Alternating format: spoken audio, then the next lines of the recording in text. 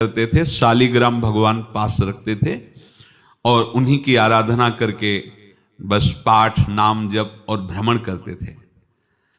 यौवन अवस्था थी, गंगा जी के किनारे अपने ठाकुर को विराजमान करके स्नान करने के लिए कपड़ा ही उतार रहे थे कि 90 लोग आ गए, भाला तलवार सब ले, मारो मारो इसको मारो, घेर लिया। तो उन्होंने हाथ जोड़कर कहा हमने क्या अपराध किया, कोई सुन ही नहीं रहा।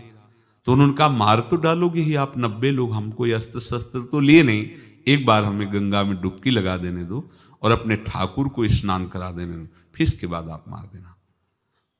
भगवत इच्छा से वो लोग रुक गए, स्नान किया और अंदर से प्रार्थना की, प्रभु ये क्या लीला है आपकी, आपके सिवा मेरा कोई है नहीं और ये मुझे मारना चाहते हैं।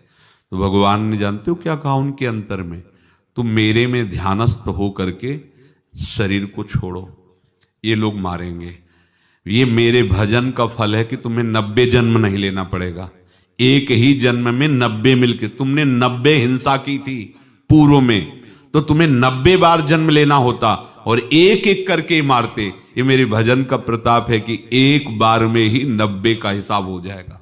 तुम आंख मूंदो, मेरे ध्यान में मगन रहो, मेरे प्रताप से तुम्हें कोई चोट नहीं होगी और स्वाभाविक मूर्छावस्था में प्राण तुम्हारे छूट जाए। ऐसा ही हुआ, ऐसा हुआ।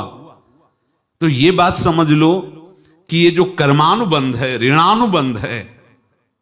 अब देखो, अगर शाप महात्माओं ने दिया कि तुम्हारे वंश का इससे विनाश होगा, तो भगवान भी परम धाम जा रहे तो उसी कील से, बाण की नोक में जो मछली लील गई थी छोटा कण, उसी से की नोक बनाई और उसी नोक को प्रहार किया, भगवान के श्री चरण में वही बाण की नोक लगी और भगवान ने स्वीकार किया ना। भगवान का बड़ा लीला विचित्र है। अगर छुप करके उधर रामावतार में बात, तो इधर ऐसे स्वीकार किया है भगवान ने। ऐसा कहीं नहीं दिखाया कि मैं भगवान हूं तो मैं अपने लिए, ऐसा नहीं दिखाया। नारद जी का हित किया पर नारद जी ने शाप दिया तो भगवान ने स्वीकार किया। बंदरों ने ही सहायता की, जैसा बोले थे वैसा। ये लीला इस शरीर में भोगनी पड़ेगी। हाँ, ज्यादा को कम में भुगता देंगे, पर अब अगला शरीर ना मिले, इसके लिए सर्वतो भावेन भगवान के आश्रित हो जाए।